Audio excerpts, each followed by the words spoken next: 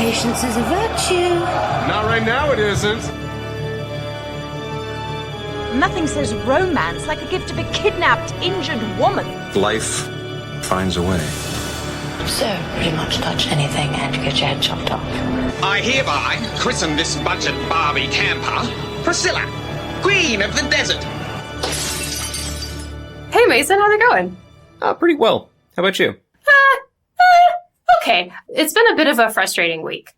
When you are having a frustrating day or a frustrating week, do you have any particular ways that you like to deal with that? Any particular ways you get yourself in a better mood? It's just like try to end the week on a high note? Yeah, video games is actually a great way to do that for me. Kind of the escapism of being in a different world. Exactly. Also, very professional segue. I also like the escapism, and for me, I like to watch people kicking and punching things. Very cathartic. So, it's very cathartic, and that is why I'm so happy that we are watching this movie today, because I need to watch somebody kick and punch some things. So you want to tell our audience what movie we're watching today? Yeah, we will be watching the 2001 Lara Croft Tomb Raider, which is excellent for me because I really enjoy episodes like this where I get to do a ton of research on video games, one of my favorite things in the world, and hopefully bring some new insights to the table. And, we get to have a discussion about whether or not it should have been made into a film, whether the games themselves were good or bad. I've taken time out of my week to play Tomb Raider, and so kind of my job this past week was playing these games and researching this. So yeah, it's going to be really fun. Yeah, I'm super excited because I feel like for this movie, which I've seen many times, but it has been a little while because I only have it on DVD, or I did prior to this. I have my Blockbuster purchased copy of the DVD of Tomb Raider. Emily, what's a Blockbuster? I don't. Well, it's like Netflix, but physical. Oh, so like Redbox. Like that, but in a whole building. I don't buy it. I don't think that ever existed. Well, a lot of people didn't, and now we don't have them anymore. But I used to absolutely raid the sale bins at my local Blockbuster, which led to me having a very weird movie collection. I have everything from movies that I really, really wanted, like this, to movies that I had never seen but just were cheap, like Notes on a Scandal is a movie I own on DVD. Okay. Interesting. I know, right? So it's given me lots of throwback feels. Yeah. But I definitely had a period where I watched this movie a lot. I have some very clear memories of the scenes that I love from it. It was my first exposure to Daniel Craig. Yes. I remember being very obsessed with him, but I remember Sybil, still one of my best friends, being weirded out by the fact that I liked this older guy and thought he was so attractive. This movie was released in 2001. How old would he have been in 2001? It can't have been that bad of a crush. No, but we were barely teenagers. Sure. And she was like, why this guy? She was very into Josh Hartnett at the time. And I was like, Daniel Craig. And Harrison Ford. So I have a lot of nostalgia memories. But like a lot of the movies we've been watching, I'm very interested to see how all of that plays out in a fresh rewatch as an adult where I'm really analyzing everything. Also, to your credit, Daniel Craig has definitely aged like a fine wine. Oh, he has. It's actually incredible. Yes. So I think your intuition, even as a teenager, was very good that he was going to go places and also age exceptionally well. Oh, I have amazing taste. Few things have made me happier than when he and Rachel Weisz got married. Because I was like, yes, this is the couple that I need to happen. The power couple of power couples. The power couple of my film fantasy. But he's fantastic. I've been a big fan of what he's been doing with Knives Out and Glass Onion, the Benoit Blanc. Obviously there's some Hercule Poirot reference happening there, but I am so ready for Rian Johnson to be my generation's Agatha Christie. Yeah. I'm also very ready for a Poirot-esque character from the Bayou, from Louisiana. It's just such a great origin story and everything. I'm very interested in what's to come next. I also loved seeing Hugh Grant in it. That is just again, another thing that until I saw it, I didn't know I needed it, but then I saw it and I was like, this is amazing. Please show me more Hugh Grant covered in flour while Daniel Craig is in their bathroom with a fez on. Just video chatting with people in the bathroom. Yes. But that's not the movie we're doing today. It is not, no. But we love getting on these tangents. I am going to have so much trouble not just calling it Tomb Raider, so I'm just going to lean into it. So you did mention that you have those iconic sort of moments for you in this movie. What are they? Let's see.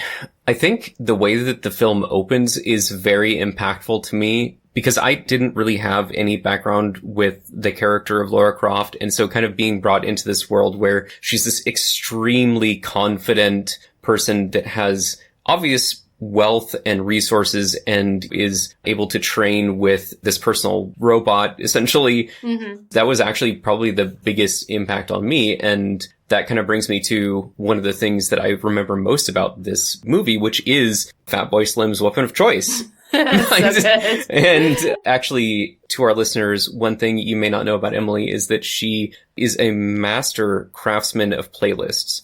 And I do mean it. Aww. When we were kids, she was always trying to find the right order, the songs that flowed one to the next to create the perfect playlist. And so there was a lot of songs from Tomb Raider, from Mission Impossible 2, from, what were the other things? Toad the Wet Sprocket, Yes, there was a lot of Toad the all over the place. Yeah. But Emily's a fantastic mixer of playlists. Thank you. Yeah, I did a lot of burning CDs back in those days. I still have a bunch of them too. I don't think there's a CD player. Maybe in our 2004 4Runner. Maybe I'd just go in the car, play my old CDs, and just sit in there rocking out to my high school music. But yeah, thank you. I still have quite a few CDs that I found lying around the house that just says like Jonathan's Mix. I have no idea what's on it. I should really explore that. Yeah, I think Jonathan's Mix is going to need to be bonus content.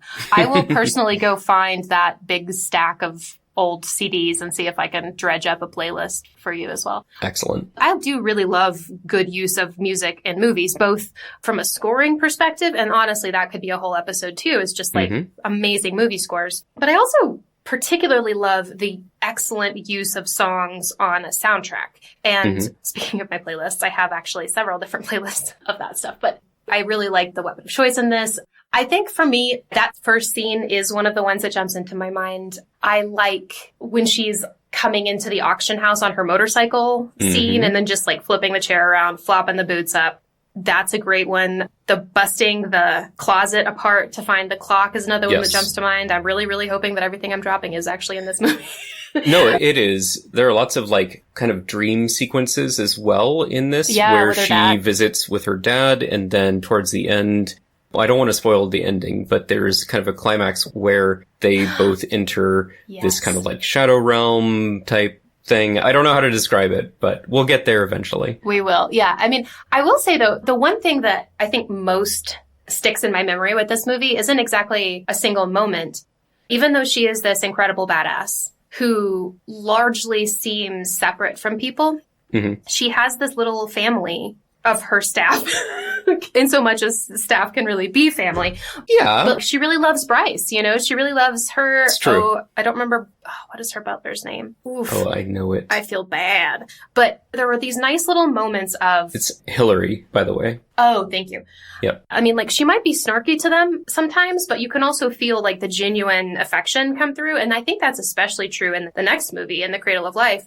But you could definitely see it in this movie, too. And I always really love that like, no matter how much of a badass you are, there's always room for personal affection and the people in your life that you like to tease and take care of. Or, and I'm playing devil's advocate here, assuming you get paid enough, you can pretend to like anyone. So that's the good thesis too, is like, how much of this are they reciprocating and how much of it is just like, this rich bitch is paying us so much money? Yeah, exactly. I mean, that's a fair question. And that feeling on my part does come from a time when I was more naive, I think. But I think you're right that even though she is asking a lot of these people, they're giving a lot in return and they're along for the ride. Because there are lots of people who, no matter what the price, would not follow you along on these crazy adventures. But Hillary, especially kind of in the face of battle, especially seeing the Croft house being raided, is exceptionally calm and ready to go to war with her, essentially. So, yeah, I agree. And that scene too, where it's like the bungee rain shooting out I guess that's a big stained glass skylight or something. And I love the idea of like, I'm ready for bed. I'm going to go put on some very silky pajamas and then go bungeeing around in my living room. And honestly, that does sound amazing. It does. I love that feeling of like floating around, flying around. If you have a massive foyer or whatever rich people call those things. I think that's like a great hall type of deal, possibly. Sure. If you have a great hall, you can probably afford a bungee apparatus and then going to sleep or getting ready for bed by listening to classical music and flying around your great hall. Sounds amazing. Yeah. Have you ever been bungee jumping? No, I have not. I have, but only at like one of those ones in Gatlinburg where you climb up a tower and then jump off of it. But I will tell you, it was super fun. I'd be interested in it. I've wanted to go skydiving. I just don't know anybody that would go with me. Yeah. I mean, skydiving makes me a little more anxious because I feel like there's more room for user error. Tie me to something bouncy and throw me off a bridge. I think I'm fine. But a plane where like I've got to pull the chute. I mean, of course, equipment failure is possible in both cases, but for some reason, the bungee off a bridge or whatever, that doesn't feel as bad to me because you're tied to it and maybe it snaps. But if it snaps, it's already used a lot of its energy slowing you down, hopefully. Hopefully, question mark. Or possibly it didn't slow down and then you don't have to die a slow, painful death. You can That's just right. The plane is so fast, you didn't realize what the equipment failure was, and it doesn't matter anymore. And that's another thing, too. With this bungee scene in the house, there's a lot of marble in that house. She could so easily splat. And that's another thing. We know how skilled she is. She would never splat. But it seems risky. Sure. There's a lot of great stunts in this movie. Once we have watched it, I'm very curious to go back and learn more about the stunt work because in the second one of these, in Cradle of Life, there is a jet ski stunt that is so obviously done by a large man who did not feel at all compelled to shave his legs in order to play a woman in a huge budget movie. I'm pretty sure the only thing that was done to make him look like Lara Croft was the attachment of a ponytail to whatever hair he already had. And that one has always kind of bothered me because I have a lot of trouble believing that there is not a female stunt person who could have done that. Right. Because the body is just so obvious. So I'm very curious to see, like, with this movie, I'm going to be watching very carefully when we have a major stunt that may be involving a stunt performer. Who is that person? Is it a woman? You know? And I have no problem, you know, like, if you can put a wig on somebody and have them do a stunt and I can't tell, then great. That's movie magic to some extent. That's movie magic. But if it's somebody who's got 100 pounds on her and couldn't be bothered to shave his legs and I can see it because he's wearing a bikini, that bothers me. I think another thing I'm going to really pay close attention to is the set design, set decoration, because I remember it being very video gamey at certain points. And then, like, less so at others. Like, that first scene that you're mentioning feels very video gamey. What makes a shot or a scene feel video gamey to you? Probably the lighting has a lot to do with it. Okay. And I think the quality of the surfaces, like how textured.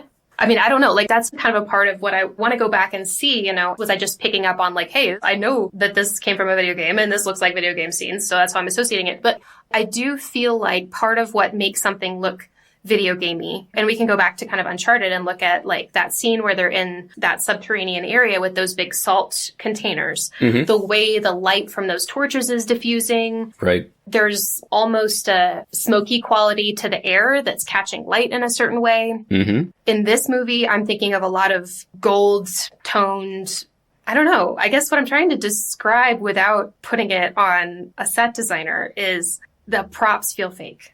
That's fair. I think that video games have, first of all, come a long way, but I think the texturing is actually a really poignant thing to call out, because if you're seeing something that is kind of intended to be destroyed, and it's something that looks like it was designed as part of a level, not as part of an environment, you might be able to pick up on that subconsciously. So I think that's a very fair call out, and it's something that I'm going to be paying attention to as well. So in 1996, the first Tomb Raider game was released. It had been in development for about 3 years. There was a 6-man team called Core Design that was acquired by Eidos, which is a publisher. And so they had this brainchild for about 3 years working on it. Originally, it had interestingly enough, a man with a whip. Hey. Who knows where that could have come from, but No, it. in 1996, there had already been, and I looked this up, 12 Indiana Jones games already produced at this point. And so somebody advised them like, hey, maybe you don't want to be sued and don't want to be in the same market as these Indiana Jones games. So how about we rethink the main character? And so they settled on Lara Croft. And right from the get-go, we have her as this extremely confident, charismatic adventurer who's in it for kind of the joy of the hunt, not necessarily the money. I have never played the game, but I have seen many images of the original game. Mm-hmm. And kind of all I really know about it is that her boobs were basically 2 giant pixels. Mm-hmm. They're not fully square, but they're like almost square. No, they come to a razor sharp point. About a foot away from her chest. Yeah. It's very interesting. That's what I remember from the game. Yes. And of course, with the movie, they did keep the big boobies, but it's not that egregious, I don't feel like, in the movie. Interestingly, the creator of the character Lara Croft left right around the time the first game was released, and it had hit kind of this commercial success, and people were looking for what is the next iteration of this.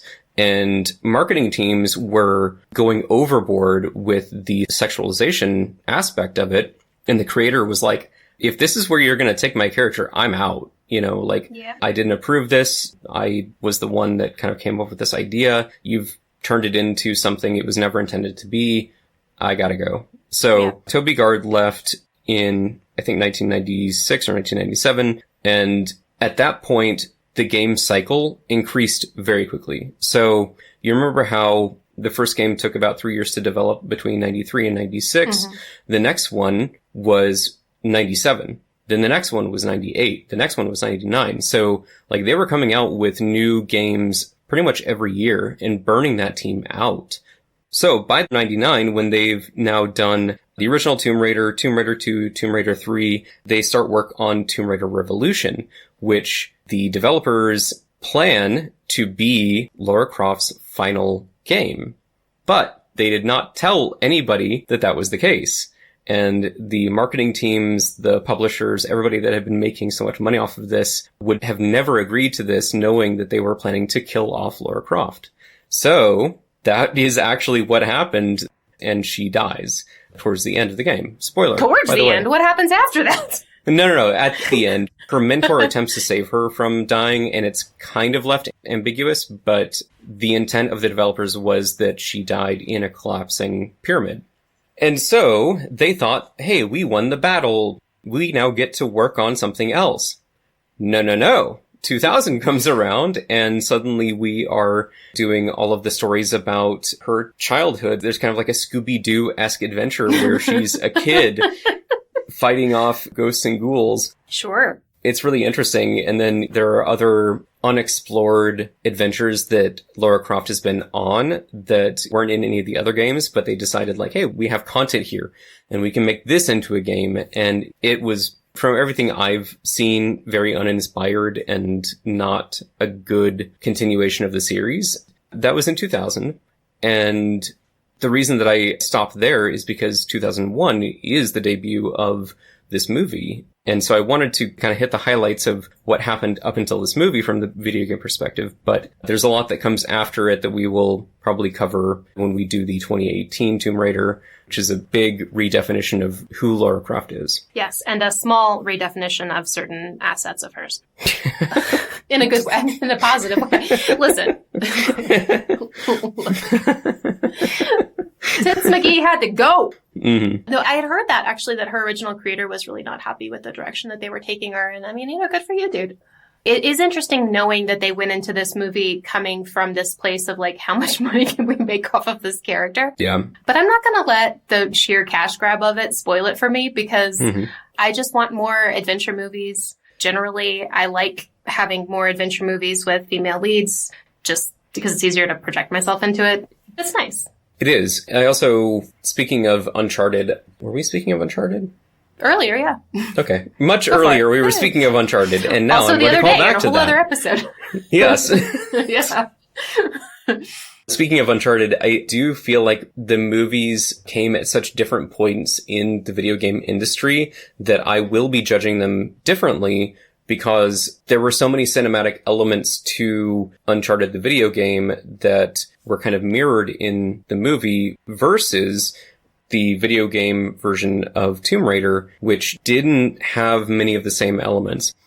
There were some, I would say, inventive pieces to the Tomb Raider video games visually. Like there was a dolly zoom, which I was really surprised by when I was playing that first 1996 game to see in a 3D space somebody attempting to recreate a dolly zoom, which hopefully our listeners understand is kind of the concept that the camera is moving towards the subject while the camera is zooming out at the same time. And it creates this very interesting parallax effect where there's kind of a shortening or lengthening of the background in comparison to the character in the center of the frame staying the same size. So it's a really interesting technique that's used in, I think, famously Jaws and Vertigo, I think, was the Vertigo. first use, wasn't it? Exactly. Yeah. You're absolutely right. And so to see that shown in a video game from this time was really surprising, but it's not quite on the same level of Uncharted and the storytelling and all of that, which then got turned into a movie that, debatable as to whether or not it needed to be made.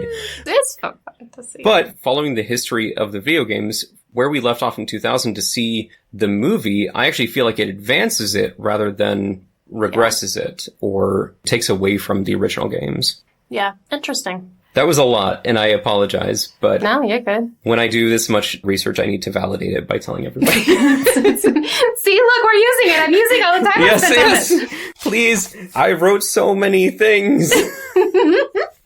Yeah.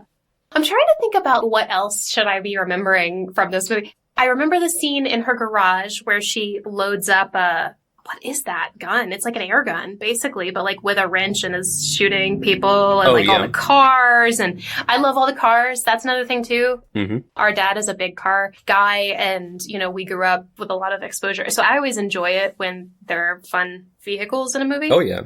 Absolutely. And that is from the games too. She has motorcycles that she accesses all the time during the video games. This also reminded me of one thing. I don't know if you remember this, but do you remember back, well, you were probably in middle school and I was in high school or some variation of that. There was a spirit day at school where we dressed up as like a superhero, I think it was. And I went as Lara Croft. Yes, I do remember that. I had the worst Lara Croft costume possibly ever, as it was a pair of bootcut black pants from like Express, like business pants. But they were the only black pants I had.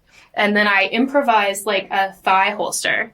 And then I just wore like a black, not tank top, because that sounds cute. But it would not have been allowed at our school, by the way. Would not have been allowed at our school. Would not have passed. Yeah, whatever, like black 3/4 sleeve shirt that I could find. And then, of course, I have long dark hair, and so I put it up in that braid. But basically, it's just me wearing a black shirt and black pants with a ponytail braid and then a improvised thigh holster, and this was my Lara Croft costume. Was that the same year that I went as Link from Legend of Zelda? Or was that a different year? Maybe it was. And that's the only thing that I remember dressing up as for like a Spirit Day type thing. I went as Poison Ivy another year. Also, very bad version of the costume. I had a t-shirt from Old Navy that had leaves on it that kind of looks like Poison Ivy, and then I sort of did my hair funny. I was not mastering the costumes at that point. So I really hope that pictures of this still exist. Do they? They do. They do. Well, the Poison Ivy one at least does. I don't know if there's I'll find it. I'll put it up. Okay, I want to see this. I don't know if the Tomb Raider one does, but how about this? If I can't find a picture of me in the, quote, Tomb Raider costume, I'll put on black pants and a black shirt and take a picture of myself. Okay.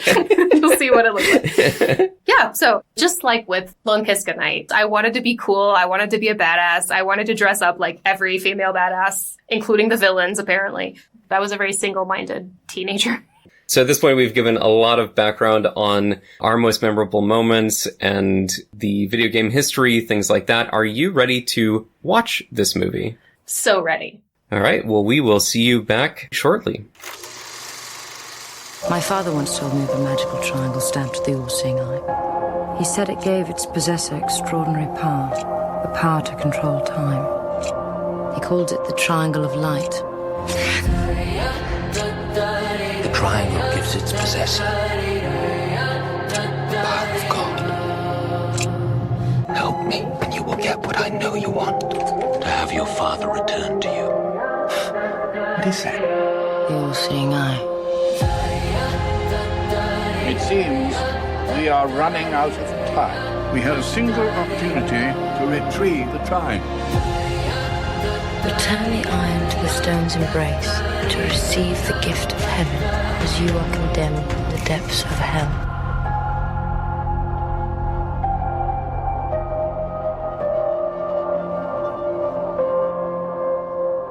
Oh, Mason. Yes. We have watched Lara Croft Tomb Raider. How you feeling? I enjoyed it again for the, I don't know how manyth time. 1 millionth time? Right. But I feel like I did see it with different eyes this time, and I'm kind of curious about you as well. I think just to kind of get a little metagamey here, the act of watching something now that we are reviewing it versus watching it purely for enjoyment, you pick up on different things, and both of us took, I think, copious notes during the movie of things we wanted to talk about, which kind of takes you out of that enjoyment space, you know, of just watching it to consume it. And so I'm really curious what you came up with. I wrote down a lot of stuff as well. So what do you got? Well, I had a similar experience where I was kind of seeing it through different eyes. And I did take a ton of notes. And then I did a bunch of research after as well. And so I'm excited to kind of get into more about how the film was made, how it came together. It was a hot mess getting made. I can imagine that, actually. Yeah.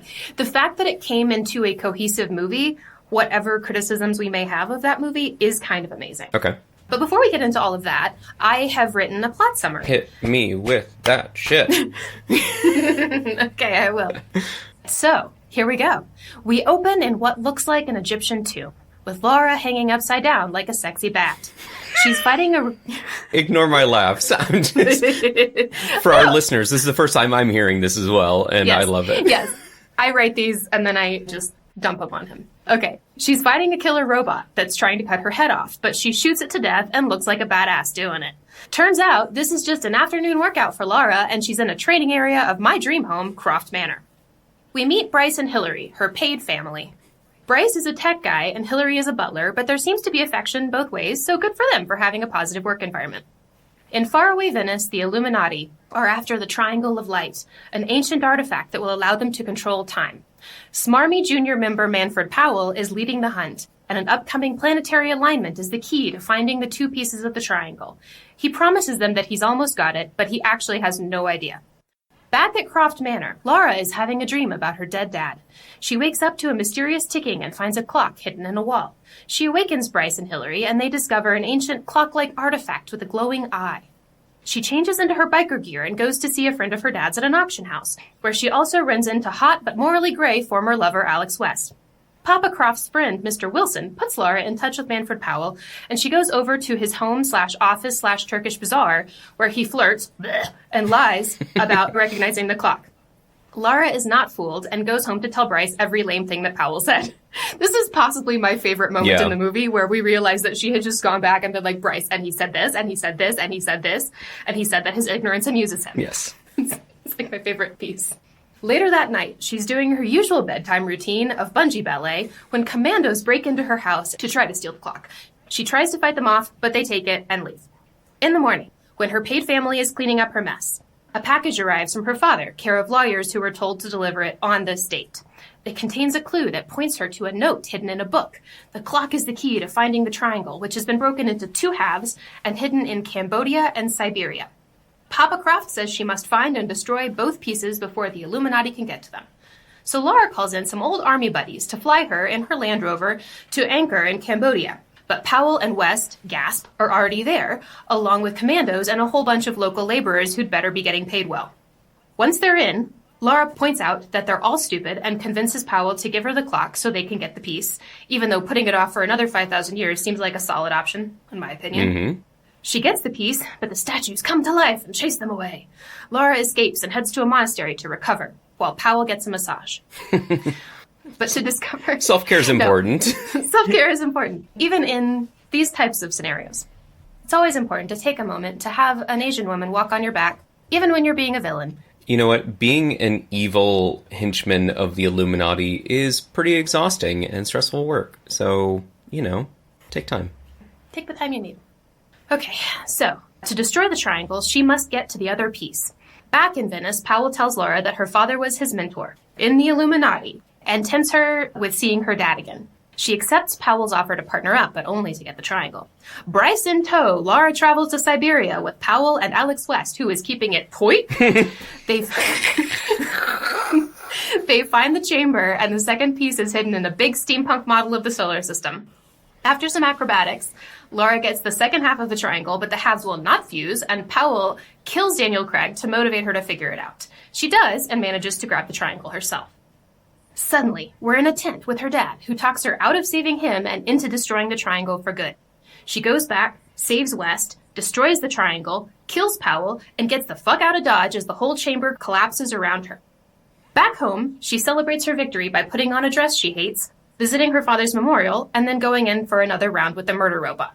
The end. The end. And as I was listening to that, and as I was watching the movie the first time and then the second time, because I did go back and watch it again. Did you really? I did. And this is actually one of the things I wanted to bring up, is going back and watching it again after you and I have seen it fair game? Or do you feel like watching it in a different light than us together changes the tone of things? Because I could go back and cherry pick and nitpick things that I want to talk about, but that may kind of betray the notes that we took together while we were watching it. Okay. I'm fine with it. Okay. You do you, boy. Okay.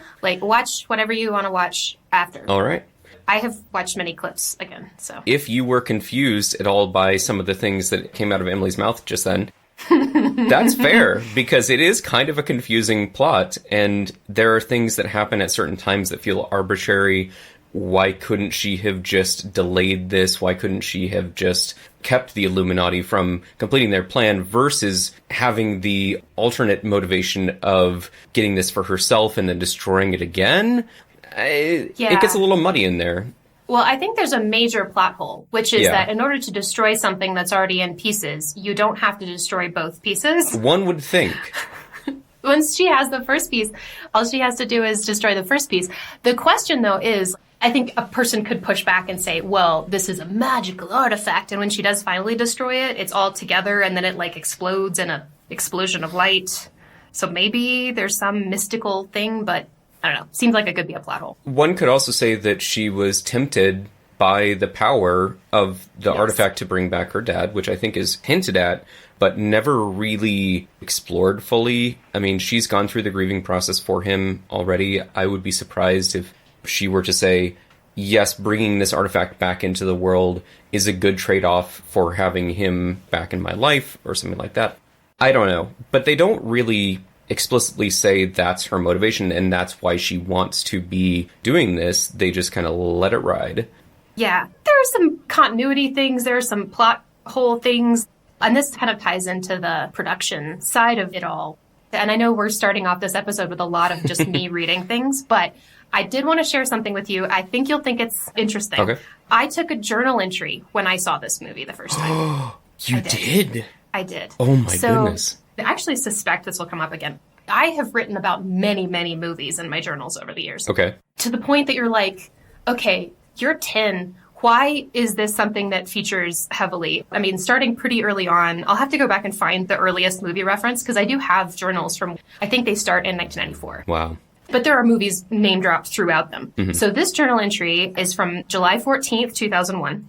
I saw this in a theater in Mexico because I was at that time. So for our listeners, I did a Rotary Club exchange program where I went to Mexico as a teenager. And then the family I stayed with, who was fantastic and just couldn't have gotten any luckier there, actually had twin daughters. And one came back and spent some time with us that same summer. And then the next year, the other one. And that's Mari and Adriana. So this happened when I was in Mexico. And here's the journal entry. It's in its complete state. So I'm so excited. You're going to have so to bear with excited. me being a little dorky. How old would I have been? God, I don't know. 15? Okay. Today we went to breakfast. To the mall. Boring. Then to the beach, where I swam and was buried in the sand up to my neck. And made me fins. That must be a typo. My tail was green. They covered it in seaweed and gave me a stylish top, too. It felt really good. I took a shower. Then we got ready to go to the movies. I ate a crepe with honey, crepe con miel, and a strawberry slushie. Tonight's choice of entertainment was Tomb Raider with Angelina Jolie. The guy who played her, quote, love interest, Alex West, was incredibly handsome. So hot. Oh my! I wrote all of that out. I believe it. But then we go into, I'm so proud of myself. It was a fun movie to watch. The effects were done by ILM, which of course is Industrial Light and Magic of George Lucas. Mm-hmm. It was truly a fun movie. End of entry. There you go. And it was a fun entry. And if you haven't seen the bonus content where Emily and I watched this movie together, there was still a lot of talk about how hot Alex West is in that film. Yes. And how much we love him. So. Yep. So, I mean, my two big takeaways really were that Daniel Craig is attractive and that ILM did the effects. Yes. So, not an in-depth analysis, but I thought you'd want to hear that. I'm so happy that you broke that out for the podcast. And when you say things like, I don't know why movies featured so prominently in my journal entries, it's because it was all leading up to this. It was all leading up to this podcast. My life finally makes sense. So, as far as like other first thoughts, just as just sort of miscellaneous stuff, there's so much accurate throwing and catching in this movie. Mm-hmm. We're throwing the clock back and forth a lot. It's always perfectly seamless. As someone who is kind of a klutz, I am envious of that. Just magnetic, like I throw it from my hand, it goes straight to your hands, no mistakes. Mm-hmm. Especially in these high stakes scenarios. So I noticed that. Right. And that's something that I wanted to call out as well, is that I would say the precision of Lara Croft and the people around her is so high that it almost actually infringes on the ability to believe that she's in danger at any given point in time. And I think that she's too capable. Right. That was one of the criticisms that I had read as well, is, people didn't really buy this movie because she was never in danger. She was so confident. She was so capable. She was so all these things beautiful that it was hard for people to really empathize with her or kind of see themselves in her, which is one of the things we love about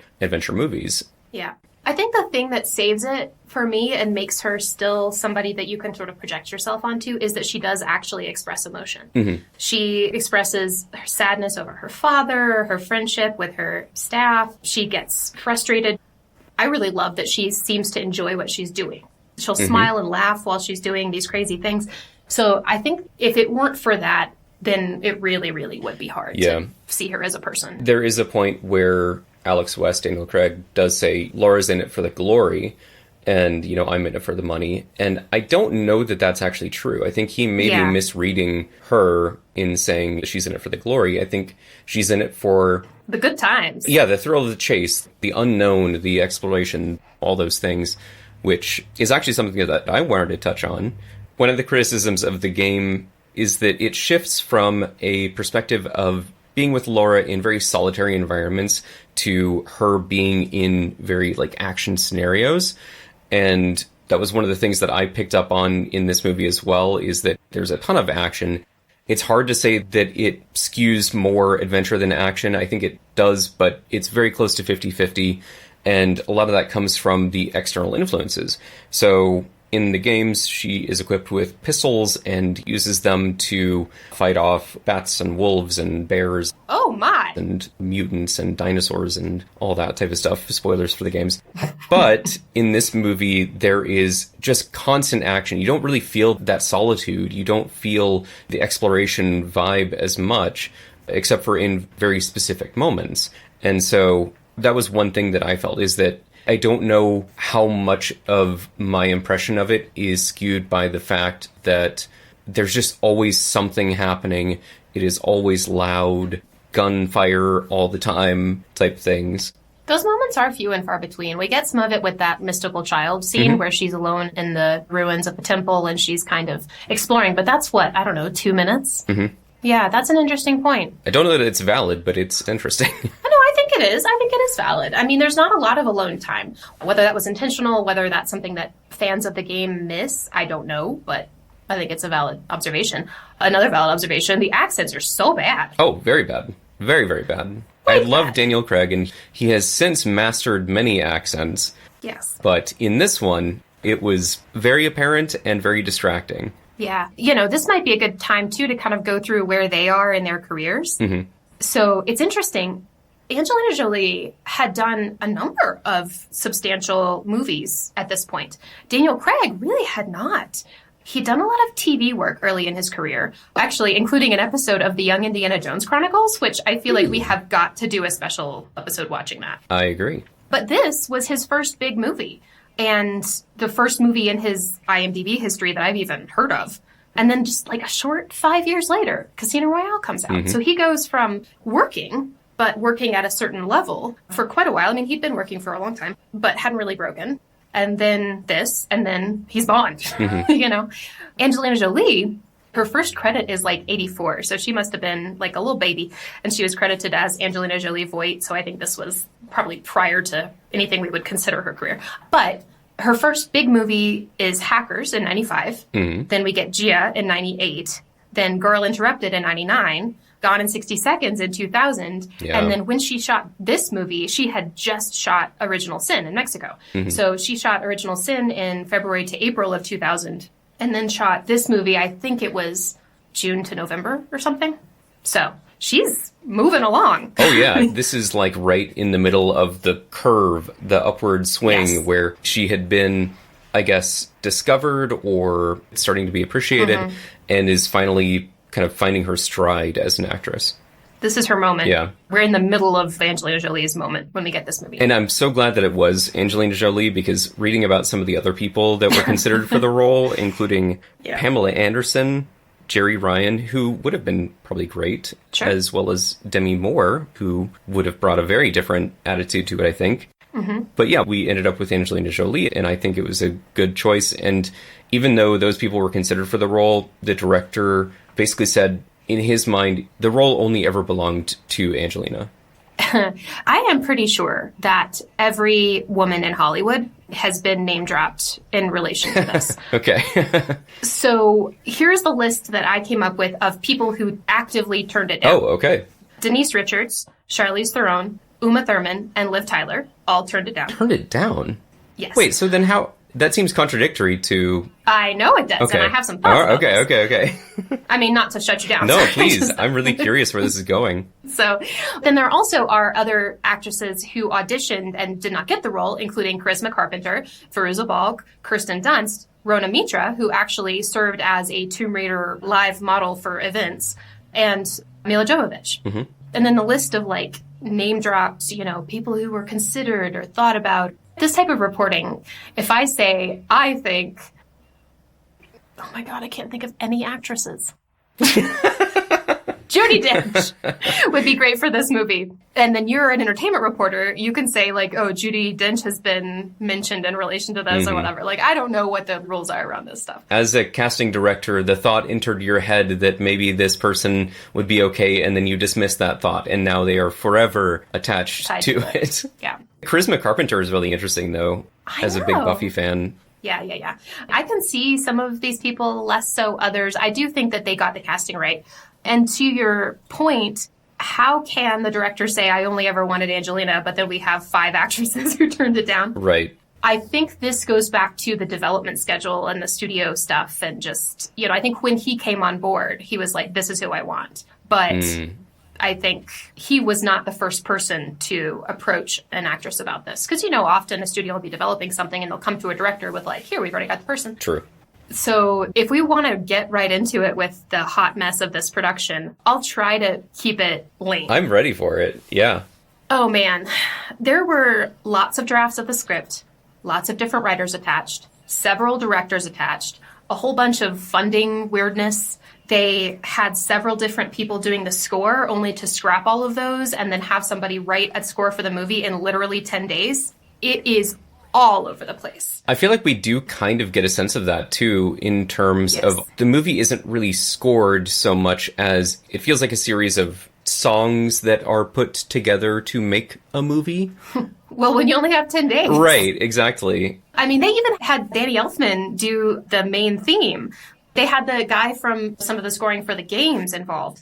And then they were dropped, and this other guy was there, and then he was dropped. And So would that have been Nathan McCree, do you know? Yes. Okay. Nathan McCree would have been the one who was the guy who had done some of the games and then got skedaddled. I don't know. And that's so sad, too, because I feel like in a lot of games that are adapted, kind of keeping that original score and then kind of embellishing on it or, you know, making it its own cinematic theme works really effectively. And so I would have liked to see the original music be more incorporated into it because, like I said, I really like that Tomb Raider theme and feel like it could have worked really well for the movies too.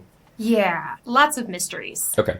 They started shooting without a script, which is something that really irritated Daniel Craig. I can imagine.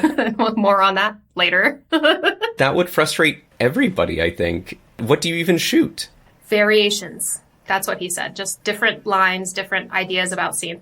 So the director of this film is Simon West.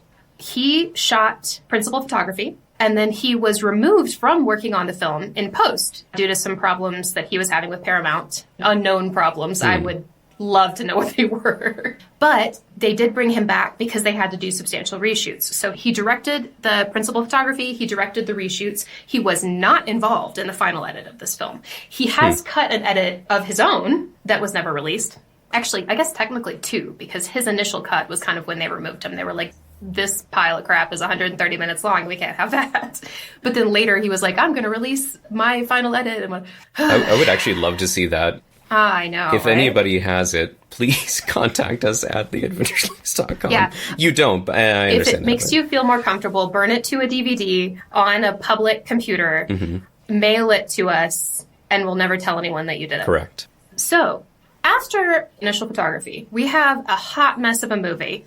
The studio, which is Paramount, brings in an editor named Stuart Baird, who is well known for being Mr. Fix-It. So the studio brings him in to help kind of go through all of this and try to pull it into a cohesive movie. He was promised the job of directing Star Trek Nemesis in exchange for re-editing this movie and also John Woo's original cut of Mission Impossible 2. So they were like, hey, we have Lara Croft Tomb Raider, we have Mission Impossible 2, they are both unworkable.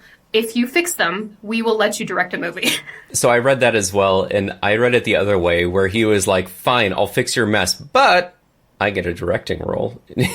I mean, either way, the way that I read it was ambiguous about whether that was his price or whether they offered it to him. I would just love that as a baller move of like, I will save two of your biggest budget movies and propel my career forward through directing. And now that's how we have the ever more famous director, Stuart Baird. Not. Fair. Something I need to go back and look at is like, how did that go for him? Listen, just because I'm not familiar with him as a director does not mean he's not an amazing director. Yeah. I just wanted to make a snarky comment. Speaking of budget, for this movie is $115 million. The total worldwide box was $274.7 million. We did okay. Yeah. Yeah. So it was up against, at the time, the first Harry Potter movie, Shrek, and The Fellowship of the Ring. Okay. So it took in some money, even though it was up against some pretty big movies that, of course, have done extremely well. So it did okay. As far as reviews, I mean, listen, here's how I would summarize all of the reviews that I've read.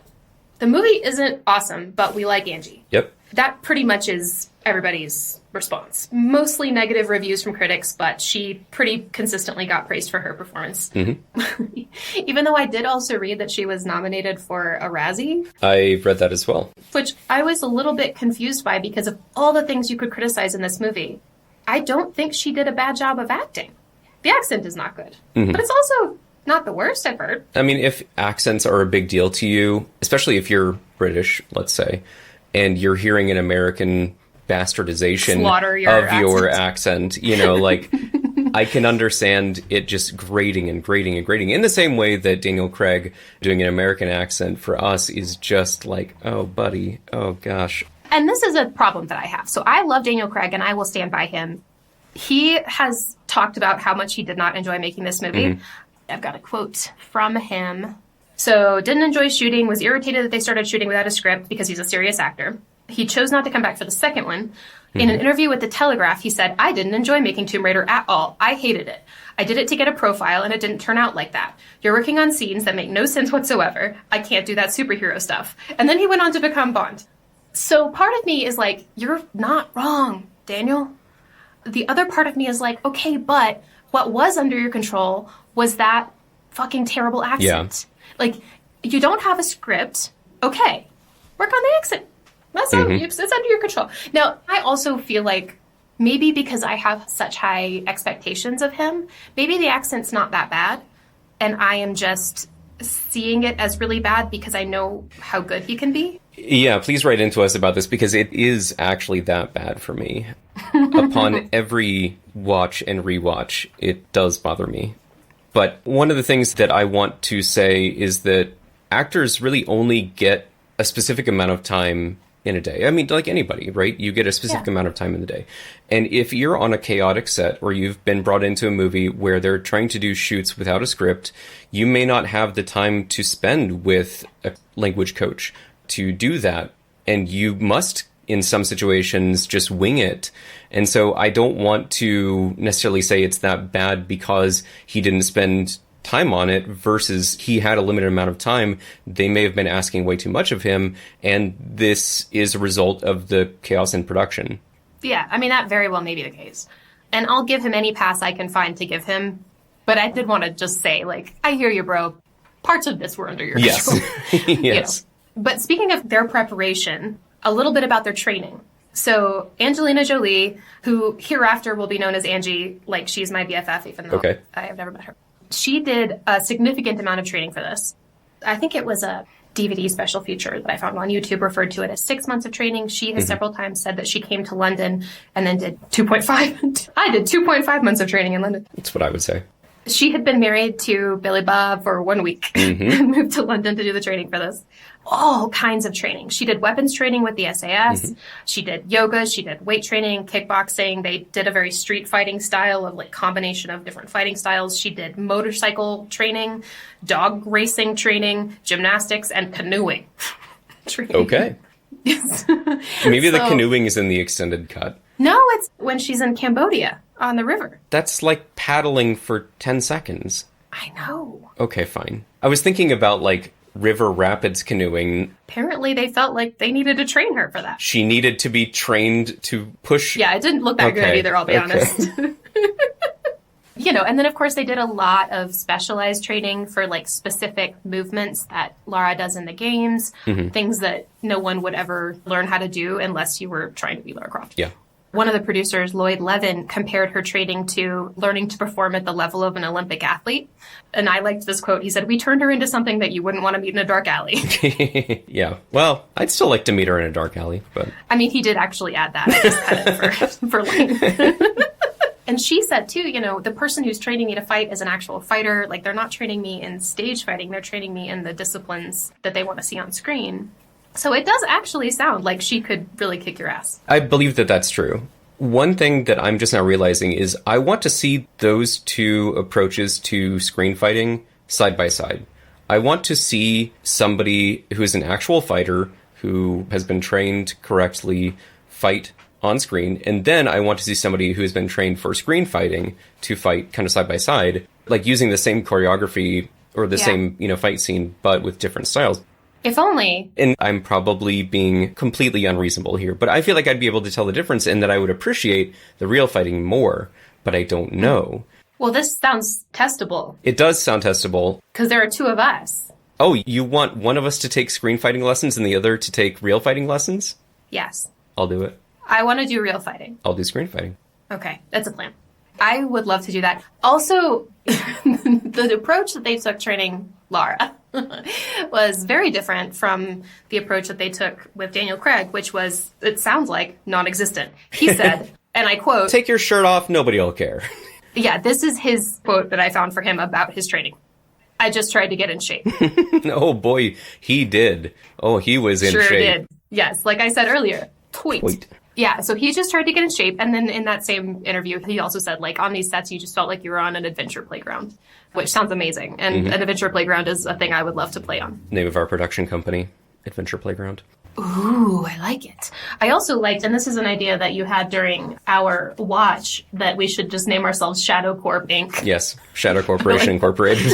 Yeah, exactly. That is true. So here's something that I did want to bring up, and that I don't want to spend a ton of time on, but I do want to address it, is cultures in this film. So one of the things that I think we could praise this movie for is shooting on location in Cambodia for the first time since 1965. Hollywood had stayed out of that area and had really not given it a second chance since the filming of Lord Jim. Right. Yeah. So I think it's great that they took that chance to do that rather than build sets or find the cheapest location. However, there are also a lot of elements that we would probably read as disrespectful or disingenuous to the cultures that are represented in the film. How do you interpret those things, and how does it color your image of the film? Yeah, it is weirdly bifurcated in this way. Because on the one hand, you have some things that were done with intention, especially in Cambodia, the use of locations. Also, one thing that we commented on during the movie was, to what degree are these statues that are attacking them based on real iconography?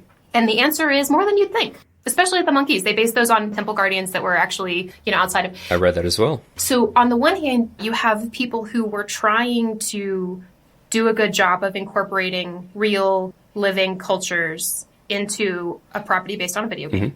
Then you have Manfred Powell, I don't even know, the king of cultural appropriation. Right. But he's also the villain. Exactly. And we have Lara, who goes into these places, and this is true of the second movie as well, has friends in these places that she's traveling to, connects with people directly and with respect and appreciation.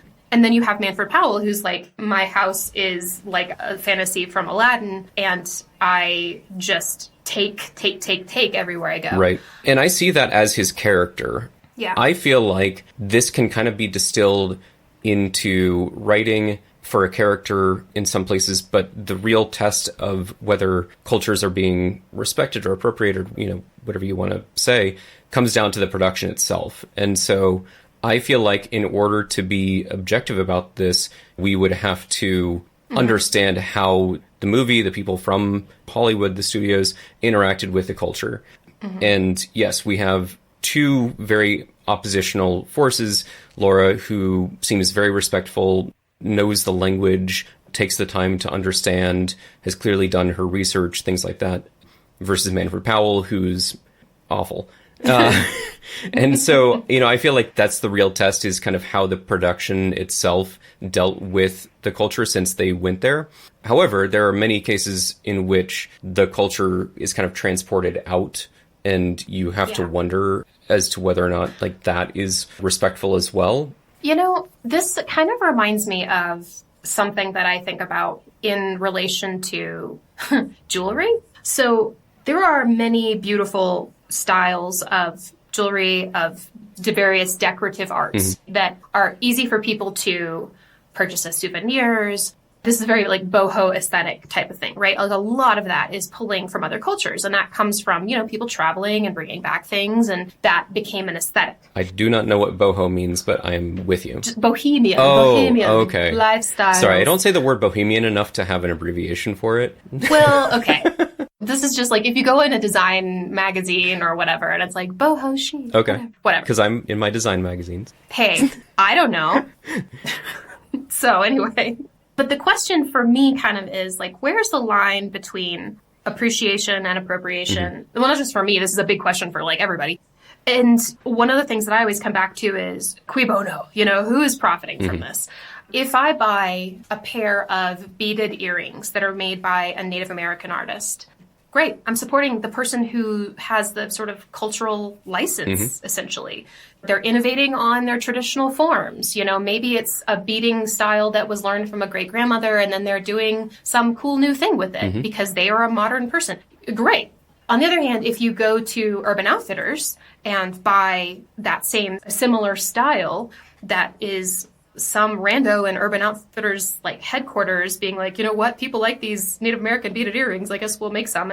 So the reason I bring this up is related to what you're saying about where you're filming, how you're filming. If you're in Cambodia, You're paying people for the use of their places, their cultural imagery.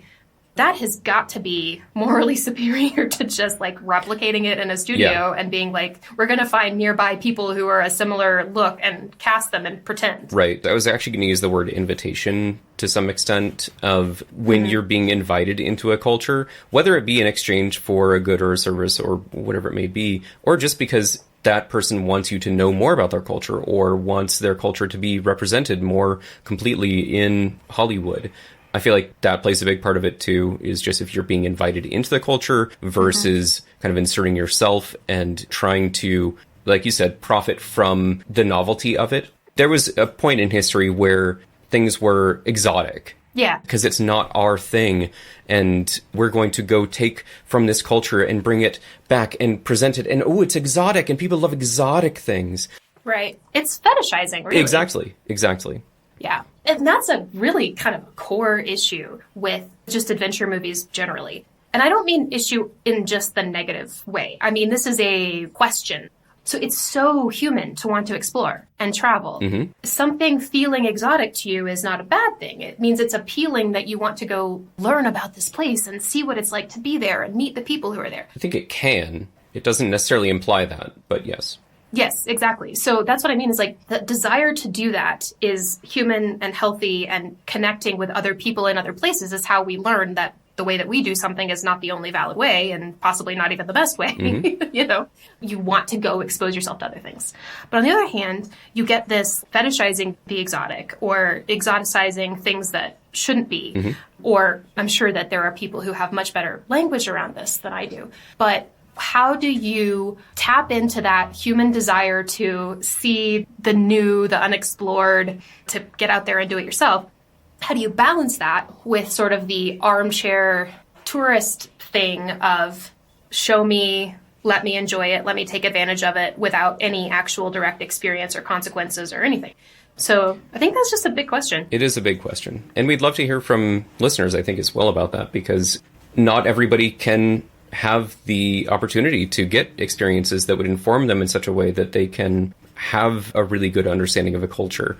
And, you know, maybe the only exposure they get to it is kind of through that lens of Hollywood. And I think whoever has the lens, whoever's putting that in place has a big responsibility.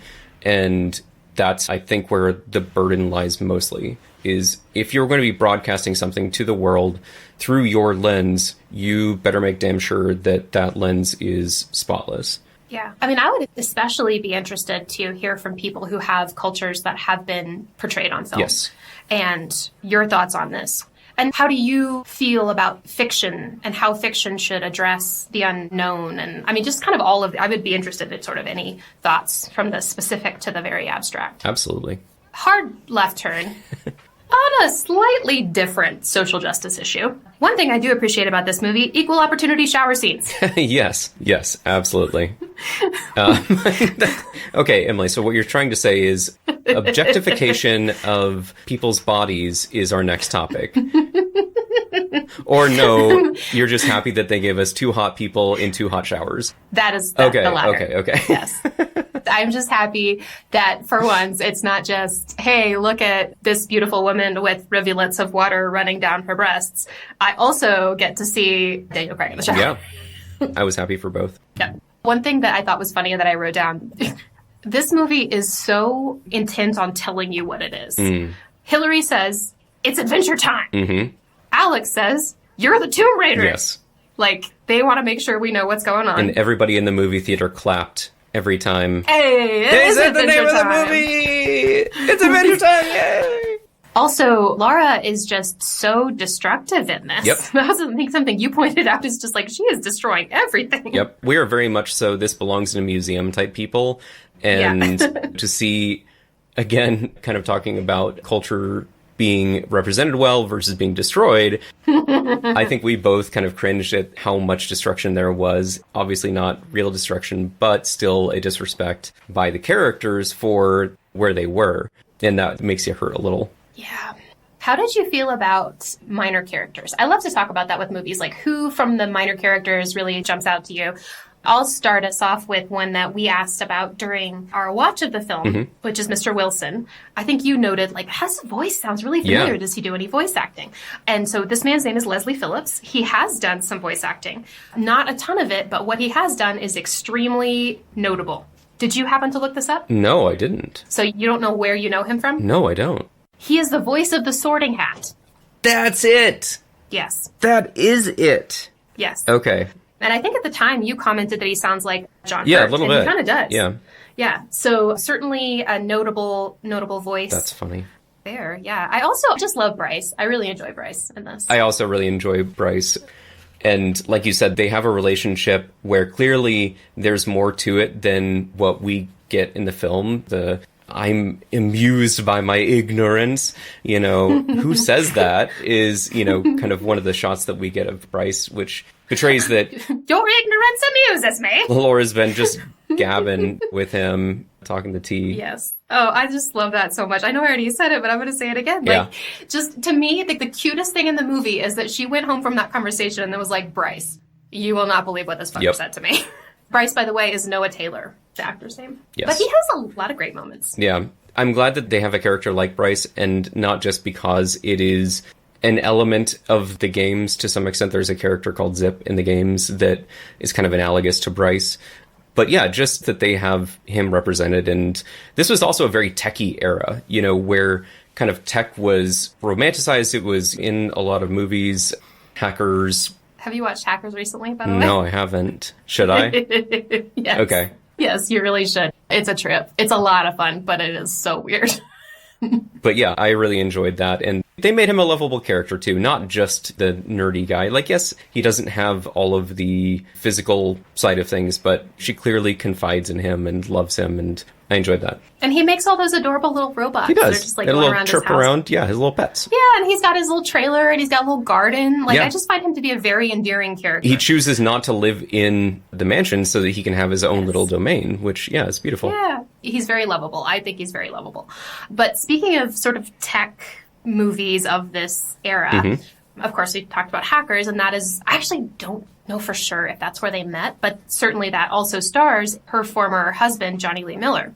Now, in a lot of the press for this movie, she refers to herself a couple of times as a geek or a dork coming into this, and how she didn't feel physically prepared to play this role. Speaking of dorks, though, apparently Johnny Lee Miller also was actually a big gamer and a fan of this game. So there was a rumor at the time that she accepted the role to annoy him because he couldn't ignore her. But she apparently, of course, denied that. But she did jokingly say that, like, she hated Laura because Laura was the one keeping him up all night and not her, which I thought was pretty adorable. It is funny. And, he, while not a, big household name, has gone on to have quite a good career. I loved him in Elementary.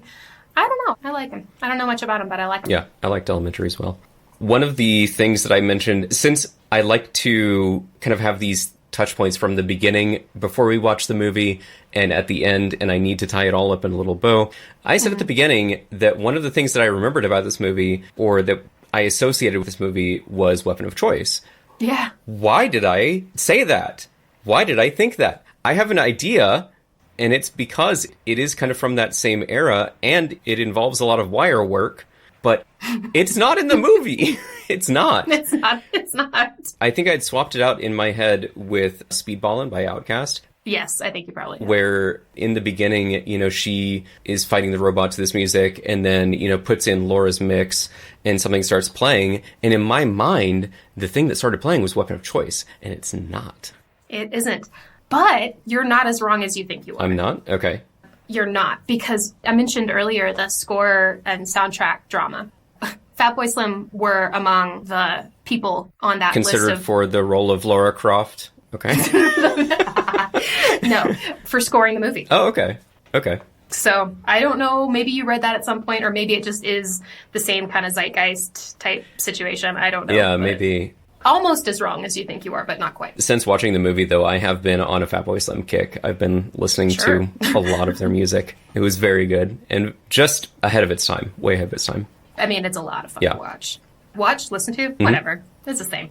Speaking of listening to, when she's doing the bungee ballet, which I do want to talk a little bit more about, because I have some good answers to questions about that, She's doing the bungee ballet. She's listening to the music. There's a weird record player. Do you remember this? A weird record player? Yeah. It's almost not recognizable as a record player, but it's a real thing. It's called the Clear Audio Master Reference Table, and it retails for $27,000. Jeez. So, a detail that no one except the richest people will appreciate. They were probably trying to make it look very upscale or gaudy or something, but it was just so far above everybody's heads that they were like, okay. Speaking of gaudy, you can get it gold-plated. Not a joke. But, okay, I love some of the stunts, though. The bungee ballet, during our watch of it, we were asking, like, who came up with this? Where did this idea come from? And the answer is Simon West, the director, came up with it. And the way that he did was he was just thinking, what would somebody like her do to relax? And in his words, she's not going to play chess. She's not going to just watch TV. Right. What would she do? So this lovely, elegant, relaxing bungee ballet, which is the term that is used throughout every material. So bungee ballet. Okay. It was all her. No stunt performers were involved in that. They started testing it with stunt performers. She got out there, could do everything, and they were like, awesome. Yeah. We'll just use you, which I thought was pretty impressive. And that kind of theme of like, well, we tried to have stunt people do it, but turns out Angie did it better, came up several times, including on when they're in the Cambodian temple scene with that big swinging log, basically.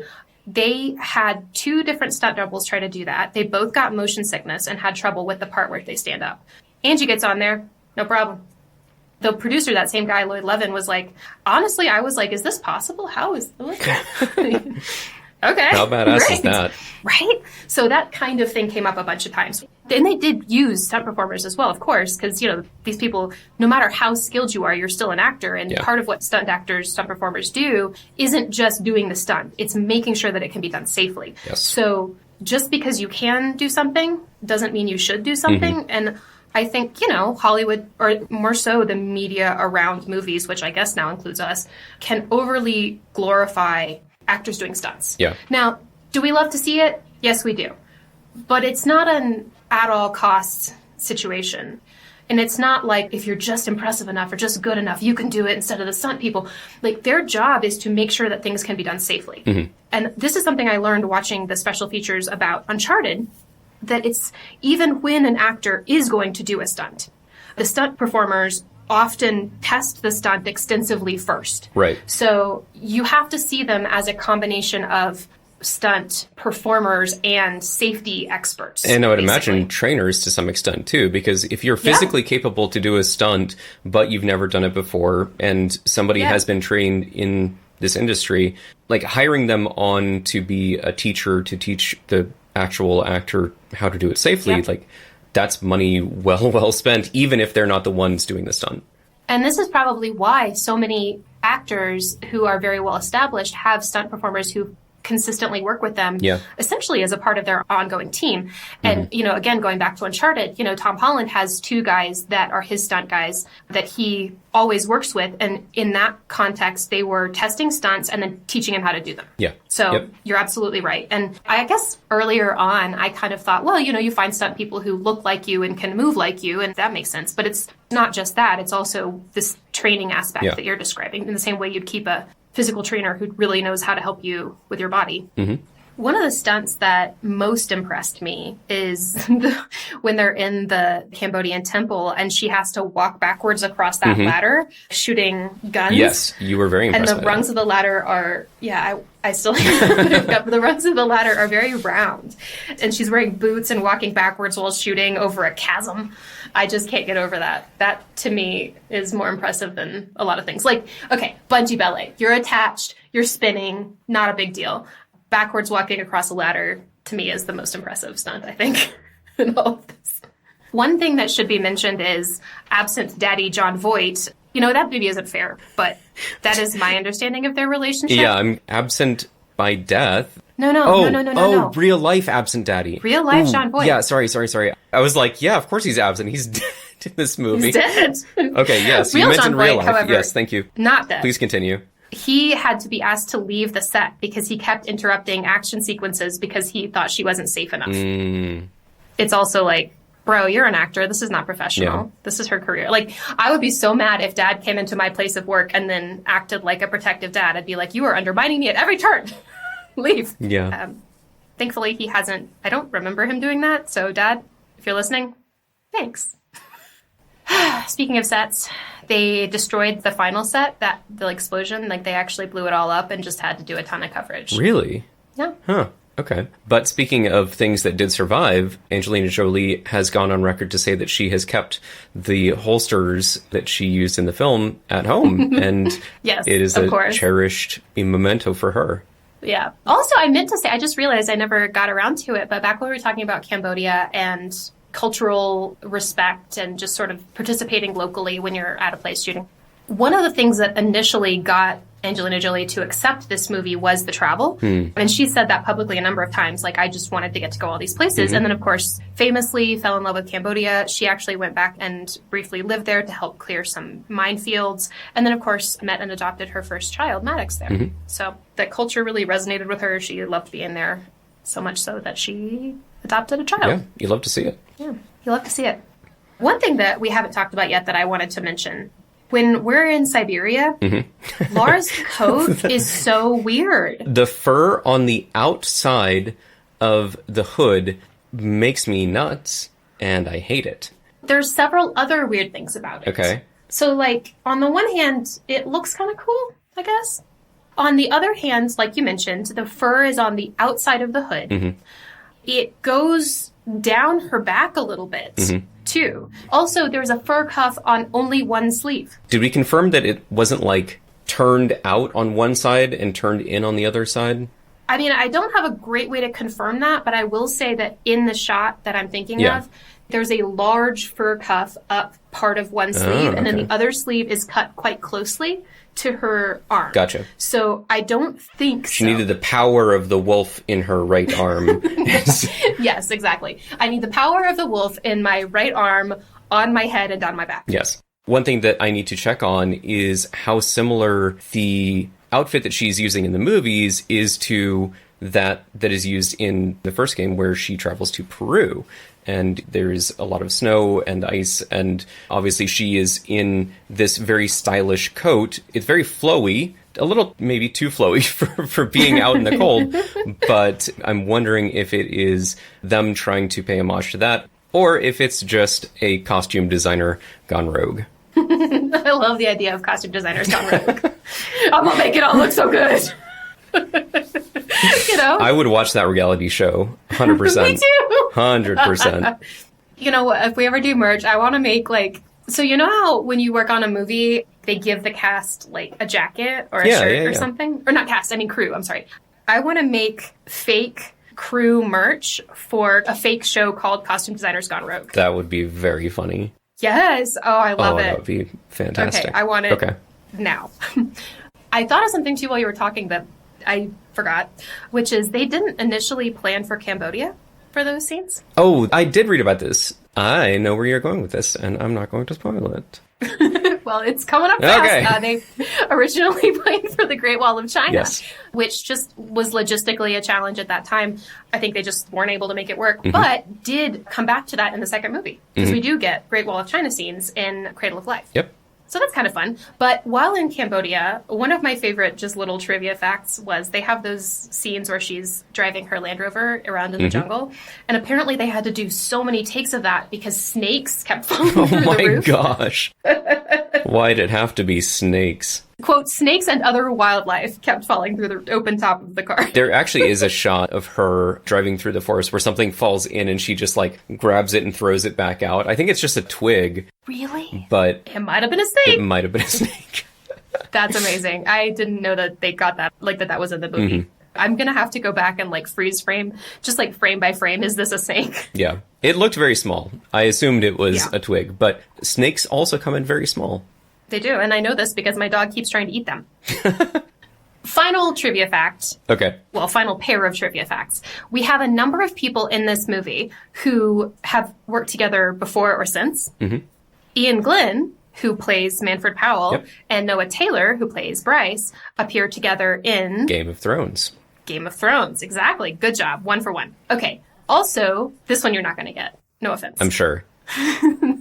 Daniel Craig has worked with Julian Rhind-Tutt, who is quickly rising in the ranks of our most desirable guest. Seriously, he's everywhere. He's everywhere. He's everywhere. I want to talk to him so badly. So Daniel Craig and Julian Rhind-Tutt worked together twice before this. Okay. In a 1999 film called The Trench, and in another 2001 called Sword of Honor. So this is the third time that they've worked together. Yeah. Man, I want to watch those now. Right? I want to watch everything. I know. That's our problem, isn't it? We've pulled out at least 3 things from this episode that we want to watch, all of which include Daniel Craig. I mean, I just think that shows that we have good taste. I agree. Okay, so I lied. Oh, it's not the final fact? Okay. Simon West, the director, he turned down a movie that you will have heard of to direct this movie. Do you want to take a guess? It came out the same year, if that helps at all. I don't really want to take a guess, but I will make a judgment as to whether or not he made the right choice after I hear. I think I know what you're going to pick. He turned down the chance of directing Black Hawk Down to make this movie. Really? Yeah. I mean, listen. No, I'm going to defend him on this one. I don't care. Black Hawk Down, I'm sure, is probably like the more reputable film, but for all the reasons that we love this movie, I'm sure that he was drawn to it as well. The locations and the people and getting to see Daniel Craig without a shirt. All of that really does factor into it, so... He got to see that firsthand, no less. Exactly. I'll defend it. You know, listen, here's what I'll say. Does the fact that he made that choice give me respect for his decision-making? No. Is it for the best? Yes. I think it is for the best that he did not direct Black Hawk Down, and I think it is probably for the best that he directed this movie. Yes. I would be absolutely fascinated to see what this movie would have been like with someone else directing it. I am happy with the end result. I enjoy the end result. There's some problems, but who cares? It's a lot of fun, and I think she did an amazing job, and I'll always love it. Yep, so absolutely. How critical can I really be of the director? Okay. Well, with that, I am out of facts and interesting tidbits. Do you have anything else you want to say before we talk about our next episode?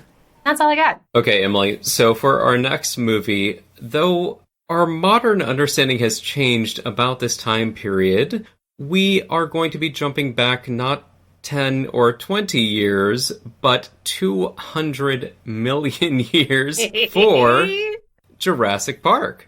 Dinosaurs! Dinosaurs. I love it. I'm so excited. Me too. You have dinosaurs. You have Laura Dern. You have Sam Neill. You have Hold On to Your Butts. You have Samuel L. Jackson again. We know we love him.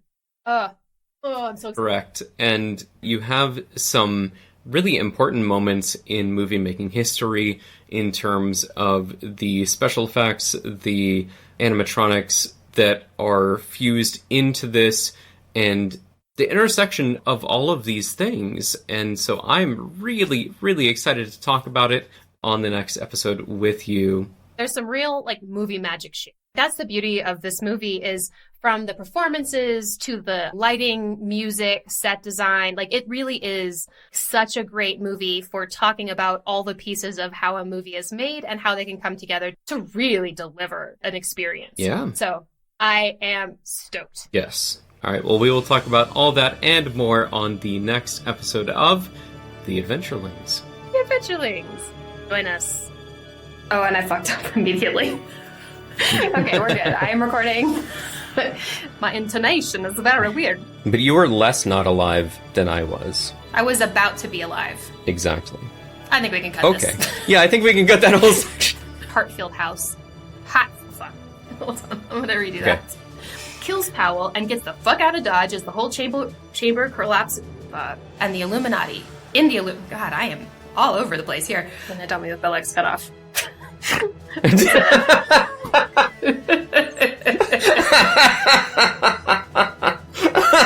I still think that every time. It's my favorite joke. It's genuinely Mason invented that joke. joke when he was 6 years old, and it is, I'll be back shortly, and I don't mean with my legs cut off.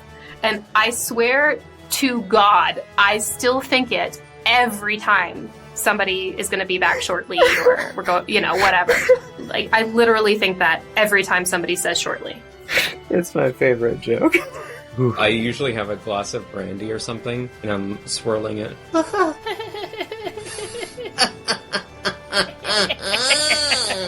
Yeah, very villainous.